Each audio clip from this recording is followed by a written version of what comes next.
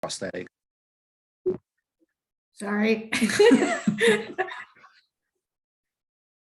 Oh, okay. Well, we'll just get started. We were kind of chatting already, but I want to give a formal introduction to Nate Long. He is our guest speaker this month, talking to us about prevalent issues in the outpatient orthopedic world, which I think is super curious because it applies to all of us, I think, in every discipline or, every sector of our field. So Nate, do you want to give a little bio, give some shout outs to your business, all of that good stuff? Yeah, so I'm Nate Long. I'm an occupational therapist and a certified hand therapist. I own Idaho Falls Hand Therapy. Been open going on 4 years now in Idaho Falls. I have myself and Sue, we're the OTs, and then we have Donna and Jesse, who are CODAs. Donna was with the first graduating class and Jesse was with the second, right? Mm-hmm. Yeah, so they're great. We got a good little business going here. Continues to grow. So what we were talking about, I guess before we started recording, the article here is just a short 3-page article that is kind of just showing a snapshot of where we are with developing these 3D printed, custom made prosthetic devices. So this article is comparing 2 custom made ones to the iLimb prosthetic. The iLimb, I remember that coming out right around when I graduated from ISU. So that would have been like 2007. And it was kind of the science fiction type prosthetic that, everybody was kind of hopeful that's going to just really take off and make some great advancements as the decades go by. And they definitely are, but I don't think it's as rapid as I thought it would be, or what I think a lot of people were expecting initially. I think iLimb is still kind of the forerunner for full hand prosthetics and partial hand prosthetics. And let's see. So yeah, you can look up more info on the iLimb prosthetics. It's made by Touch Bionics, which I wasn't too familiar with, but I looked them up. And there's, you can get into the research and everything that they're doing with that as well. An article like this, I think, would also be helpful for Touch Bionics, so they can see where, this is comparing favorably or unfavorably to some other custom ones that are being made out there. So as far as the article goes, the two custom prosthetics that they made, one of them is a voluntary open design, meaning with muscle or with manual force from the wrist, it's going to open. The other one is voluntary close. So it starts open and you would be closing it with the wrist motion. The voluntary open design, so that would be the one on the first page of that article. That one also has some haptic feedback system, which it doesn't really elaborate too much on. That's like a whole nother world of trying to get that sensory feedback. You can read some articles out there where they're talking about at some point down the road where we're going to actually be able to integrate these devices with our neuro system. Again, pretty science fiction right now, but at some point that might be the full integration that we're talking about. So as far as how they compared, the big takeaways, I think, the pros for the 2 custom models were better as far as heat and perspiration. So that was one thing that, possibly because the iLimb needs all the electrical stuff and it just has to be a little heavier duty, that may be related to the extra heat and perspiration that they're reporting. The other big thing was the physical effort needed to actually grip and pinch with the custom ones. And when you look at that table on the second page of the article, across the board, the grip and the pinch strength, even with the iLim prosthetic, these are, pretty small numbers. They're really not made to be heavy gripping devices. But if you look at the grip strength for that second custom made, there's really no grip that even registered, 0 kilograms. And maybe a pound for the first device. So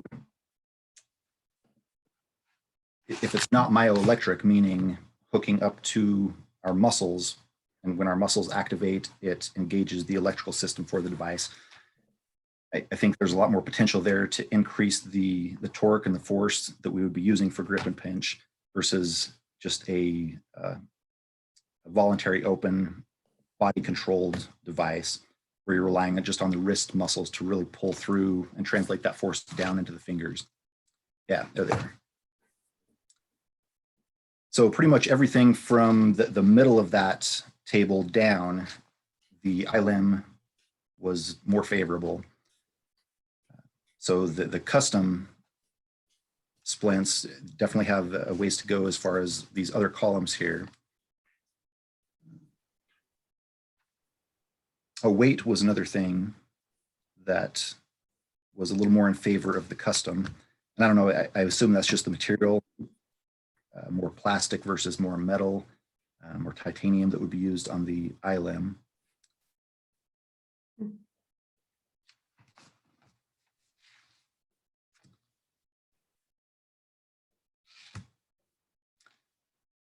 Yeah, so overall, I think it just gives a good snapshot. It shows all these areas that we still need to work on.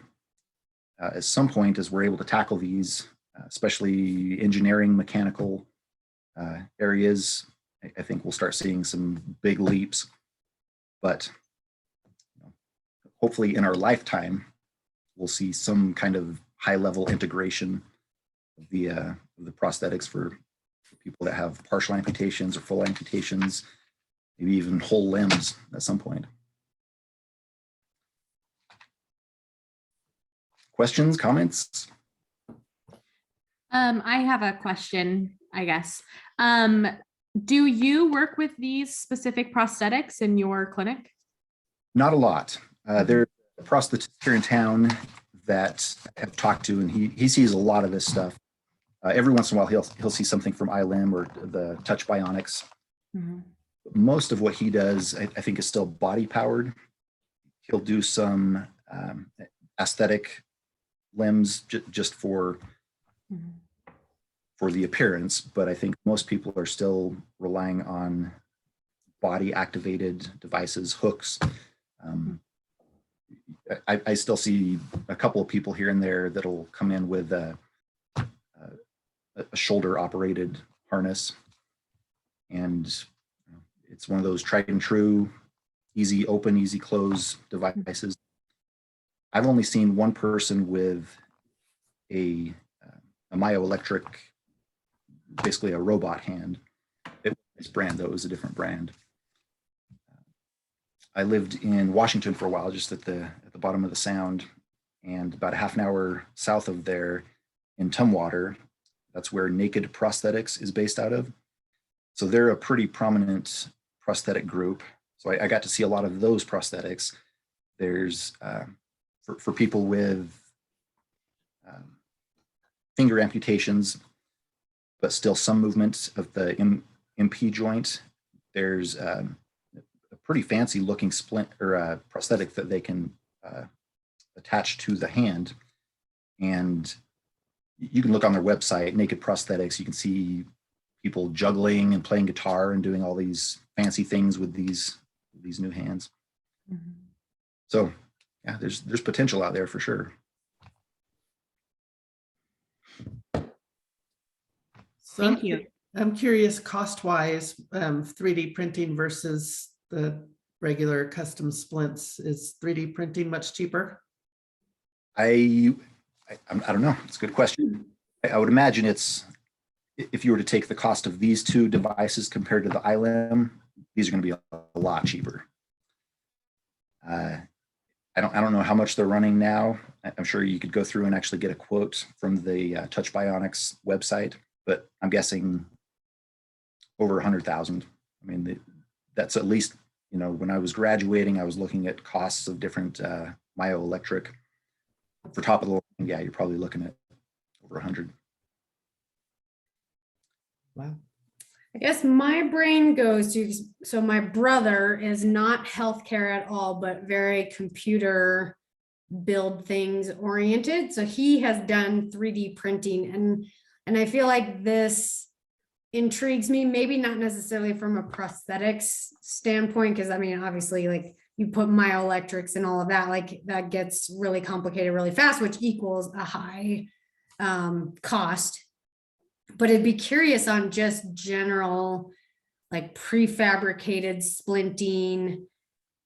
Like, is there a purpose for it? Of like, instead of like, maybe I can get measurements and get this customized prefabricated 3D printed splint. And maybe that would be more cost effective, because I do believe, like, the one thing that I know, and I have no idea about 3D printers themselves, but I know my brother has talked about the hours that it takes to fabricate something. Right. Where, you know, I again, I don't know, but like, I would imagine if he programs it and gets it set up, then it just needs to run, where it's not like it's a lot of labor, it's just time. Where, like, do you have any thoughts on that? On like, how could it, because we are kind of talking about like adaptive equipment and other things, like it'd be curious how the 3D printing could maybe have a role foundationally with some of those more simple things versus, you know, I'm progressing up to prosthetics. Right.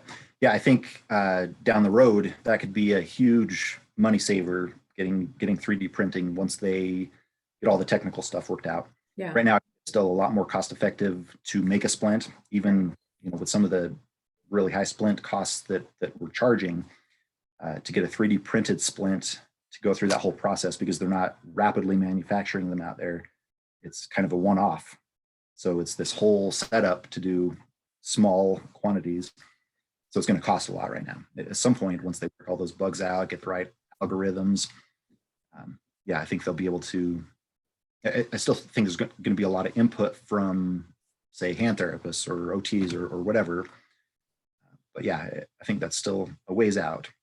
Mm-hmm. So, you know, when I'm making a splint for that ulnar styloid, as you are pronating, it's going to pop up a little more. So if you were to just stick your hand in a 3D scanner, get a splint made, clamp it on there, and then rotate, it's going to be pushing in there. Mm. So I account for that by putting a wax buildup right there just to make a little more negative space. But I'm sure there's some algorithm that they could come up with that, based on the rotation, you would need this much space. So as they're scanning, you know, that's one thing that could compute into the equation. And with enough consultation, you can accommodate for all those little nuances that you'd be doing when you're splinting. So yeah, I think there's definitely potential there. Mm-hmm.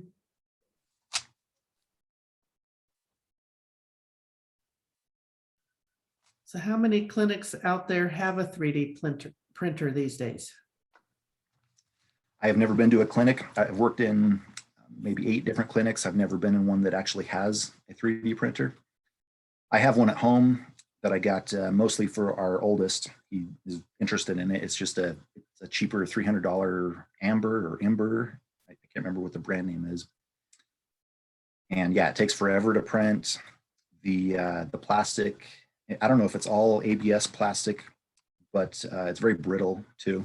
So I think that's an area that they would have to come up with something a little bit different, to where, you know, it wouldn't snap if you hit it, or right. Want a little bit of flexibility depending on the splint that you're making.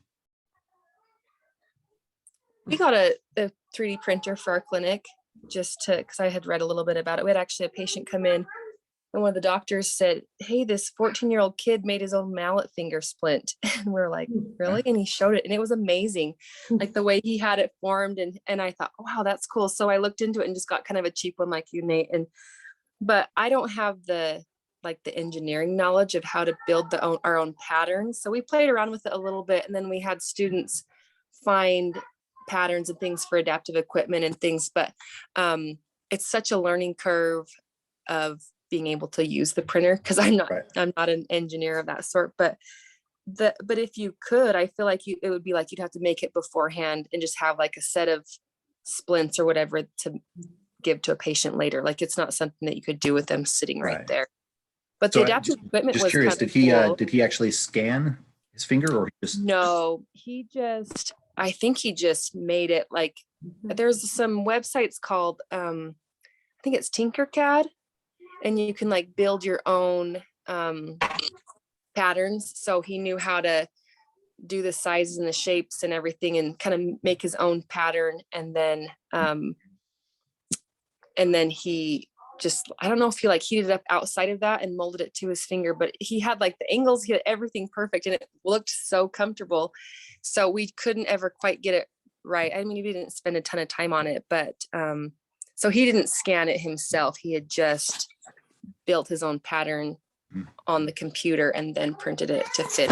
But it was kind of fun to play around with it. And here now I have it at my house now, and we've been, experimenting with it a little more. And I feel like if, we played it with it more, we could maybe make something that's functional. We made some bottle openers and I can't remember what else we made. A few little things of adaptive equipment that were kind of fun. And it's cheap. Like the material's cheap. It's like $30 for a whole roll that would make, like things you'd make would be like $1, but that was our experience with it. And is that material, I'm assuming it's the same as what I've used? I think it was, let me go look. I think it was PLA. Let me go look really quick because there's ABS and there's PLA. I think.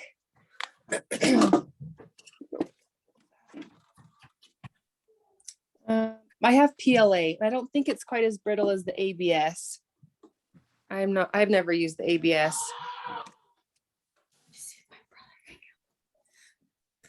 But it's kind of fun. So Nate, I don't know if you see Lisa's question there, but she's asking, do you yourself see yourself doing any 3D printing in the future? Do you see a place for OT generally with 3D printing? Oh yeah, down the road.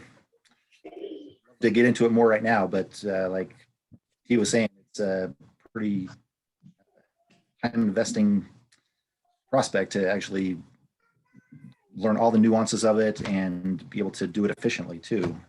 Well, that's my question is, it sounds like the material itself is rather cheap, but is it something that would, like for mass producing, you come up with this great adaptive equipment or a prefab splint that you want to start making? Is it worth doing or reasonable to do mass production with 3D printing?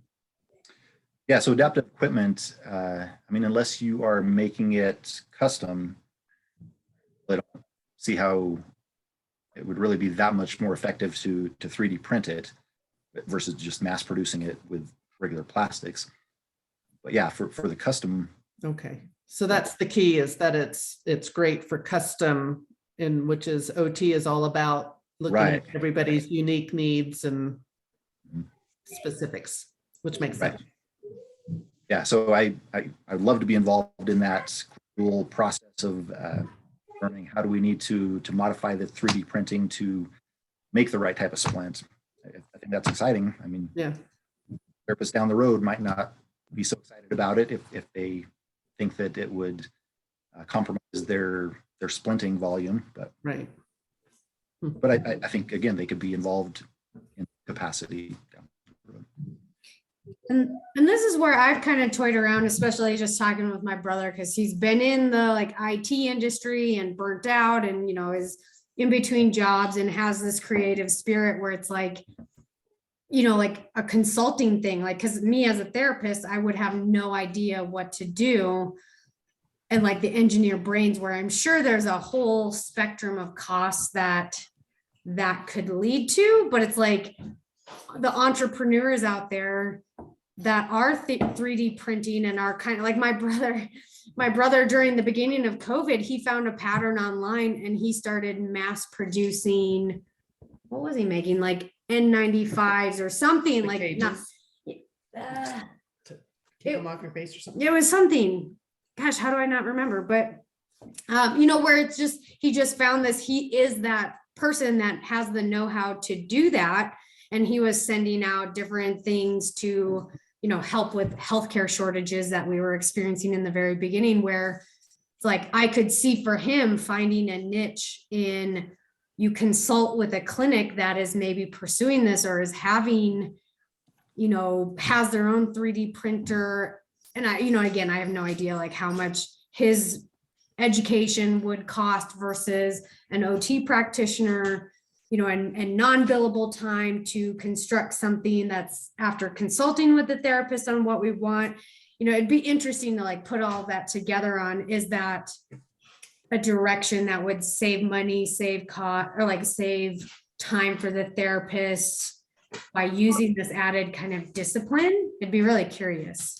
He could be an engineer too. Right. I mean, that's where if it was me, let's say I had my own hand clinic, which again, this is so out of my normal realm, but just as I've been thinking and like, and just kind of dreaming of my world and my brother's world coinciding, I suppose, where it's like I don't know how to make things, but I have the need of like this functional limitation or this, piece of equipment that I can't get or whatever, and he has the know-how of how to manage the 3D printing world.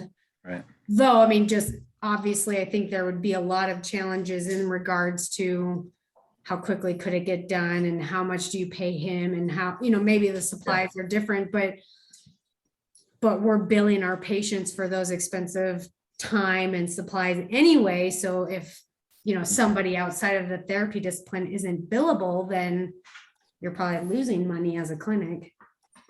Right. At least initially, until we work all those kinks out and consult with everybody enough that we're all building what we need to. Like in this article, they had engineers, find that area. I do know that the new dean of the College of Health Sciences is very interested in all of the technical trades in the College of Technology and the Health Sciences getting together and doing this very thing that we're talking about, to where OT would collaborate with the robotics. I think it's robotics that has a 3D printer, and coming up with ideas of something marketable coming out of your grad school project. Yeah, I think there's money to be made there. I think somebody comes up with the right combination of efficient 3D printing, the right type of material, the right contours and everything. Yep. Yeah. Yep, it's a whole new world. I invited my brother to join our Zoom meetings. I think he's trying to get on. I would just be really curious on his thoughts on if there is that future. I mean, maybe that's, I don't know. So Tia, the stuff that your clinic made for your clients, the adaptive equipment and stuff, did you bill for it? I mean, or was it like, this is experimental, so just take it? Yeah, it was more experimental. I'm trying to remember what we made. Yeah, and it was more of a project for our students. I think Travis had a couple of students that he had them look things up and find things. And there's not a lot out there to even research about it. But I think it was more of the students' project. Like they kind of talked with the patients, like, what would you need? And then they were like, well, let's see if we can figure something out that we could make. And I think they were trying to, I think the bottle opener for sure. And another one was, I know, it was a card holder, like to hold on to playing cards. Sure. But there also is a website called Thingiverse that has people have already made things, and then you can just download the file and print it. And so that's what what they did was more look on there to find things. They didn't create them on their own, but yeah, it was so new. I didn't really know how to work the printer yet. And so it wasn't quite what I thought it was going to be, but I've used a lot more at home. I feel like we could do more with it now if I had a student that was interested in it. Yeah. That's what we need to do, is have the students work on it. They have the time and the excitement. Exactly. And the question is would it be a therapy student or would it be robotics You know, student or I feel like it would be a collaboration, really kind of like you were talking about.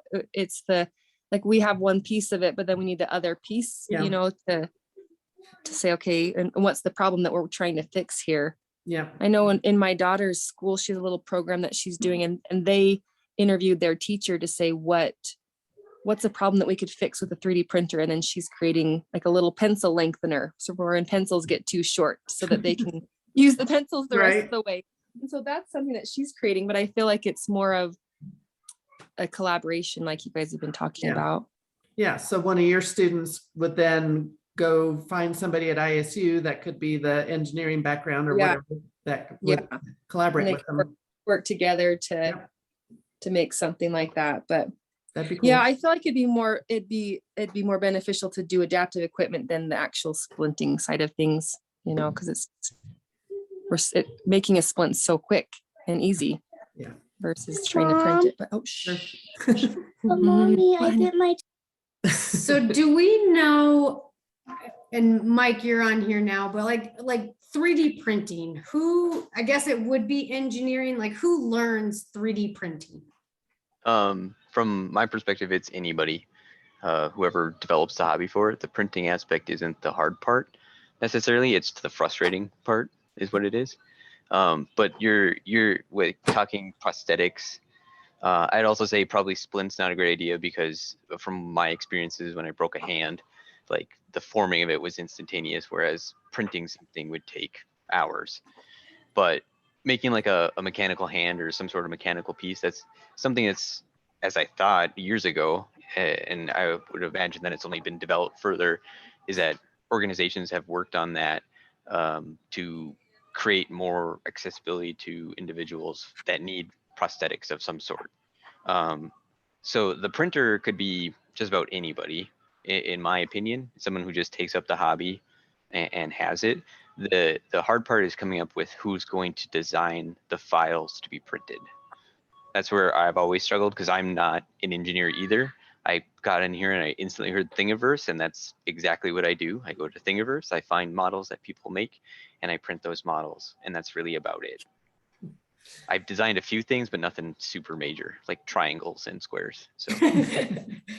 So Mike, I'm just curious if you have any idea what's preventing 3D printing from going a lot faster than it is currently required. So right now, the hours that it takes to print something out, what would it take to get to the point where we're printing something in a few minutes? So that's just the print speed is what's limiting there. So you got to think about this, how the printer works. So what it does is it takes a model. So if you just think about, you know, a square block, like a cube, like a dice, instead of it just like, you know, forming a square, it actually has to print each layer. And so there's different layer heights at which you can do that at. So the smaller the layer height, the more time it's going to take, but the more detail you'll have. And so for something like a dice, like you could do a really large print layer, but something with prosthetics, like your fingers for a hand might be able to be printed at a larger layer height, whereas the knuckles or the joints in there might have to be something more finite just because of the detail involved. As far as like getting it down to minutes, I don't know from because the speed at which the printer would have to move would be shake quite the table and stuff, and I feel like it would just fall off the table eventually. So, you know, for a relevance here, I'm just going to throw a number. I think it's 50 MMS. I think that's what the Ender 3. So I have an Ender 3 and an Ender 5. Not that that means anything to anybody, but so the Ender 3 I think default prints like 50 to 60 MMS. The Ender 5 prints at 100, and I've been able to use software to print at like 120. So this takes, I don't know if Brittany shared with you the detailed lithophane pictures that I've printed. Those take like an entire day, like 24 hours. Obviously they're at a very different detail, but even at that speed, they take that long. So it's kind of a physics thing as far as that goes, I would say. But that's, I don't know how to get it to minutes. You could definitely get it to where in a couple of hours you have pieces and parts, but So there's definitely some engineering advancements to be made to right. for the general population. It sounds like. Right. And again, there is that opportunity where it's something where something that I thought was actually really neat about the industry is that a lot of people with 3D printers are willing to help causes. So during the beginning of COVID, there was a Montana mask, I think it was called, or was it Montana? I think he was a dentist, and he made a design for a mask that could be printed, and it would have like a removable filter. So therefore you could cut up your N95 mask and use it 6 times instead of once. So then you just have to change out the filter and you could wash the other part I think the dishwasher was going to be okay. Sometimes that melts it because it's hot, but you could wash it with soap and water, no problem, chemicals if you wanted. But he made that all publicly available. And so, not that it fruited to very much for me anyway, but like I was printing those and I had a couple other friends print them for Brittany, I don't remember who, but trying to send somebody in Boise. St. Anne's. Yeah. So, and then here in the local area too, I just couldn't find out who would take them. So really the organization aspect is that you could have, if people make these designs for specific prosthesis, if I think there is sometimes, like I know this happened with COVID, that there was work pools created where people would put stuff out there to print how much they would need, and then people would pick off of it as they could, essentially becoming a part of a pool of printers. And whether that's done as a charity thing is, one part of it, or it could be done as a service, for individuals to print stuff and send it into the organization. The organization then kicks back whatever for prints if they meet a standard or something. But otherwise, I mean, you can look up, was it Prusa, I think? Yeah, Prusa is one of the original printers. And so the thing with Prusa is they print their printers for the most part. So they have a whole, I think they just hit 10 years a couple of years ago, and I watched a thing about their manufacturing facility. So they have a lab of printers, essentially just printing parts for future printers, which is, yep, machines creating machines. It's not quite that bad, but yeah. So like there's other aspects as far as, I've seen it used more as an R&D type idea, and then they get it to your extrusion models, which I know nothing about, but, so then you get into those production models as far as, you try and make everything as standard as possible, but then use, the 3D printer for those specific parts, those retooling things. Cause again, you can, I don't know anything about prostheses, but if it adapts differently to the arm or to the limb or whatever, right? Those can be printed or better morphed than trying to make a tool form to it, I guess is what I'm trying to say. Does that help? So really, I mean, so we're talking like on a small scale, a local clinic, could they have 3D printing as an option? And it sounds like, I mean, maybe the best world would be some organization, some group of biomedical engineers comes out with all of these designs and patents for stuff, for different things that we could 3D print. And then a clinic like Nate's buys licensure to these designs, and then you could consult with someone who does 3D printing or do it yourself to just use those designs that were already created. And Because that's it's going to be way too complicated for us to like come up with. Yeah, it's too much to manage. Designs. Well, yeah, you have to come up with the design, manage the print farm, and also have patience and do training to keep your license. And, it's like, that's not a winning battle, I don't think, for you guys as an in-house. Now, to do it like onesie twosie, like maybe that would be something. So like in Tia's clinic where they played around a little bit and made some small like adaptive equipment things because someone had an interest in a knowledge base to do so, they were able to just come up with something for this one circumstance versus like, that's Well, a but tricky also thing. the rural nature of Idaho, where you got people out there that don't have a whole lot of money and have really specific needs for a piece of equipment or whatever, it could be a great tool to help out these really unique individuals. Yeah, and so something like you were saying, Brittany, individuals making models and selling the models themselves, like that's something that's also not like common, I guess, but I've seen places where they offer, instead of, you go and you want to buy a, you broke a piece of plastic on your four-wheeler and you see that there's a model someone has made. So you can either buy the piece of plastic or you could print it in your own house. And the cost difference is, $8. Well, you don't have that model to print. So then you find online that someone's selling it for $3, that model, or it's available for free is also a potential. So you're like, well, if I just print it myself, I've saved, even if it costs $3, I've saved $5. And also the big thing that's coming around is supply chain. Obviously, I think everybody understands that supply chain's interrupted in some way, or limited. So you have the ability for some of these minute pieces to have them actually sooner, even though it takes a while to print. But for like a little bit of scale of things, like if I were to just print, if I were to imagine some sort of engineered finger, right? Just like the 3 bones with like some sort of pin mechanism, right? Like that wouldn't take very long to print at all. Each digit would probably be 20-30 minutes. But if you thought like, if I were to print like a whole hand with no mechanics in it, obviously, that would be something that would take more in that 12 to 20 hours.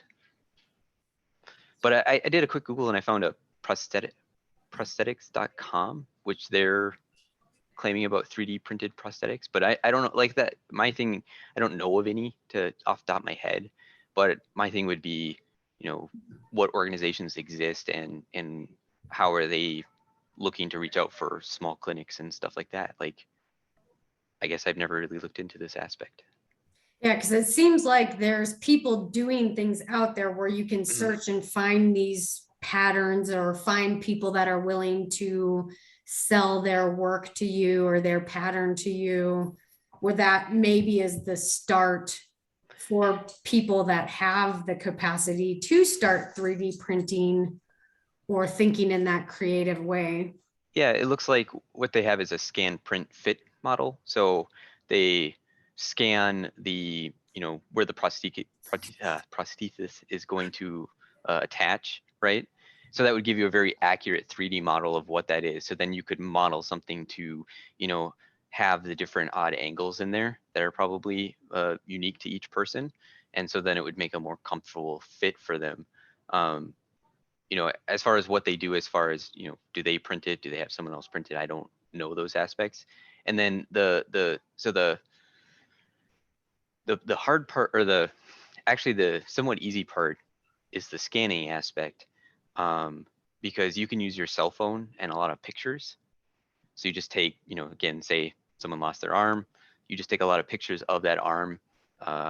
You can look up on YouTube that people do this with, like, I think I saw someone do it with a stump, and then they feed it through some software, and that gives you that model to which you can then print. So you could print an exact replica of their appendage, thus giving you that kind of position where now you just need to engage someone to fit a mold to attach to the rest of the appendage. And that might be something, an area too. I don't know. I'm just throwing things out there. So, but the scanning thing is like something that, like, I have yet to do it myself, where I scanned something and printed it, but it is something that with, pocket technology can be done. To what accuracy and degree, I don't know. They do have also, like, similar to your dental x-ray machines where the thing goes around your head, where it does something similar to that, but that would probably be a higher degree. Yeah. Yes, successful 3D printing of splints. I think my vision is putting your hand in a scanning machine. Yep. And then pretty readily having something print up. So, I mean, we're obviously a ways out from something like that. So I'm curious to find out how accurate a scanner is versus all these pictures that they take that they have to, use the software to interpret the angles and everything. sure. Quick question on the scan and print though. Is the idea the end solution to be that you have a somewhat mechanical functioning hand, or just a replacement, like something to occupy the space? I'm gonna say like We're Chuck. kind of talking about a couple of different things. We're talking about Sure. just a splint to immobilize joints, and Okay. then the more involved thing would be the prosthetic with moving components. Okay.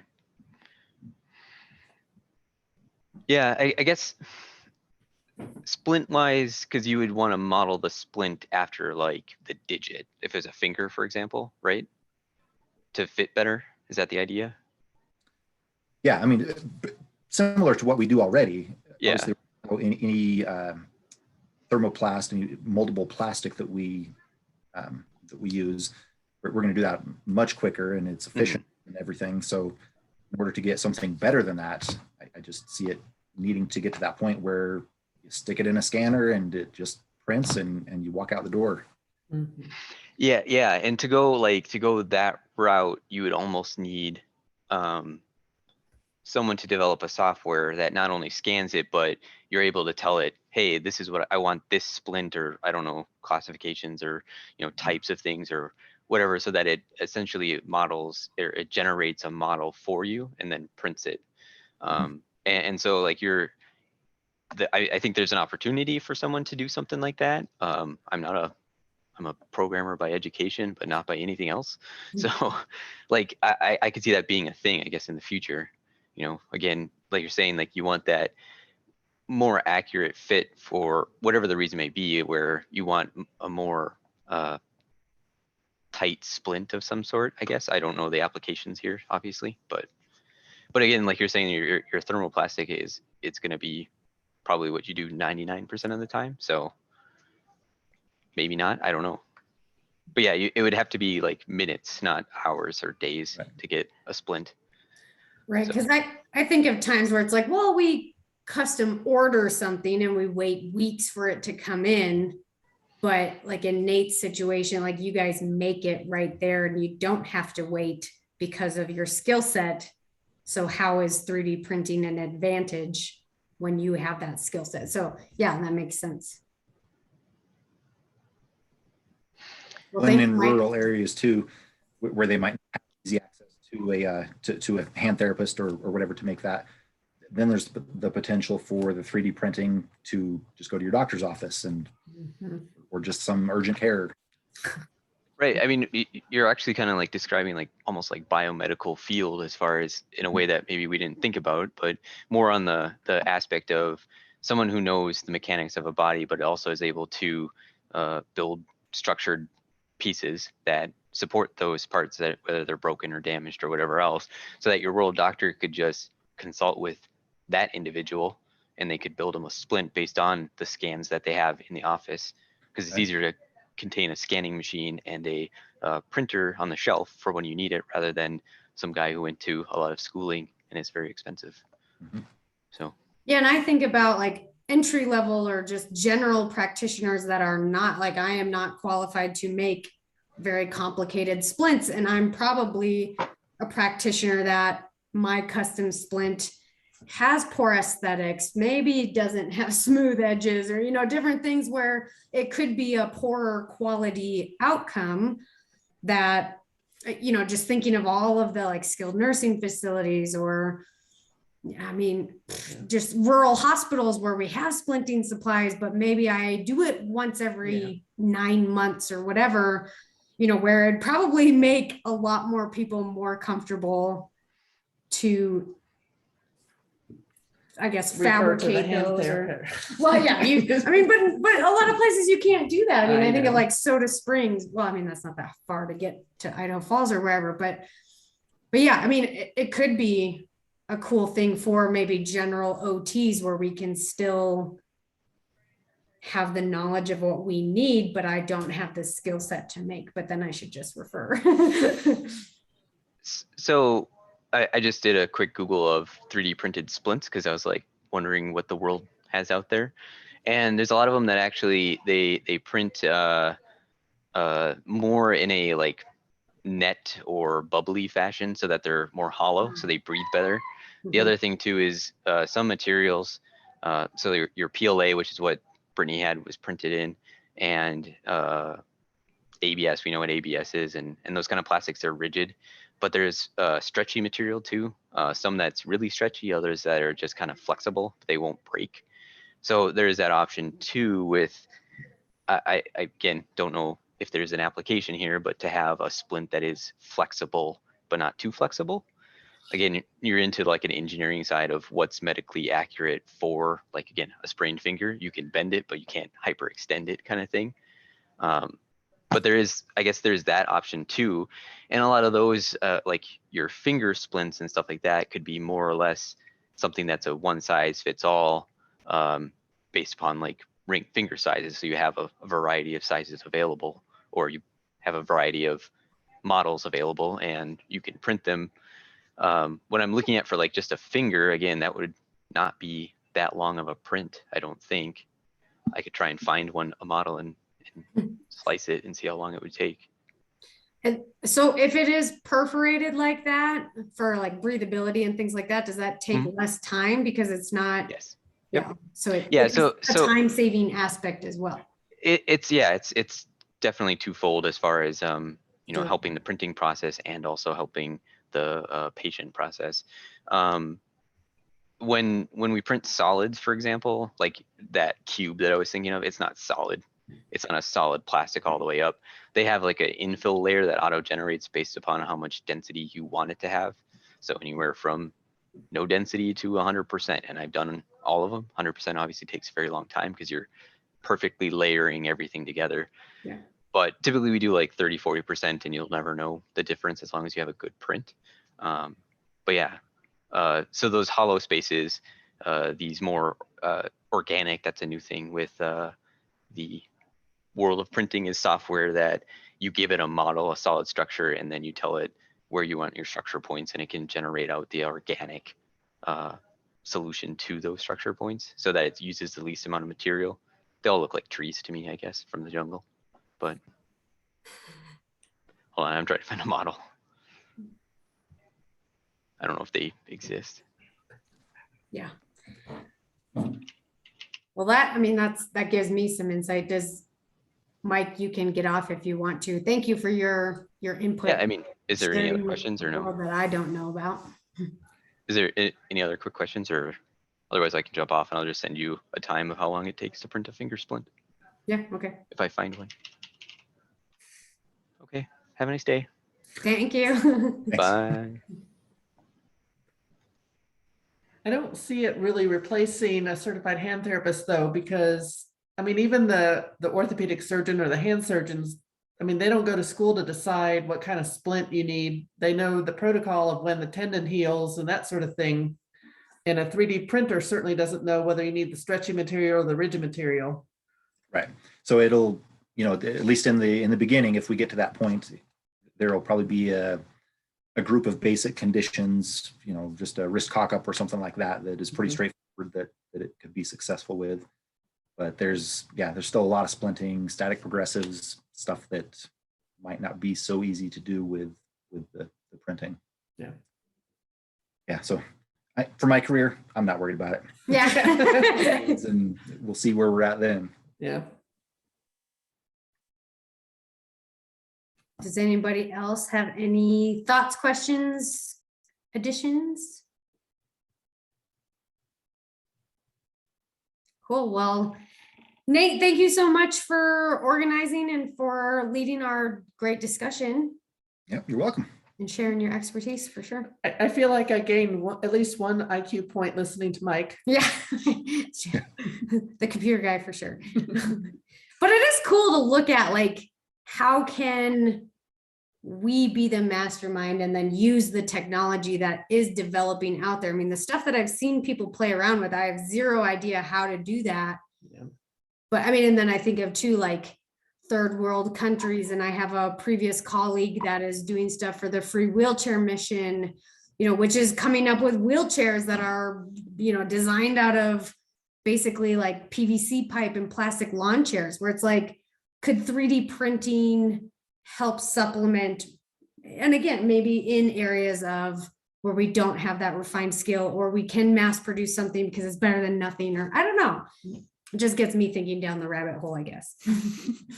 Yeah, so like I said, every time I come across an article that talks about the 3D printing and applications to therapy, I always like to just check in to kind of see where we're at, because Yeah.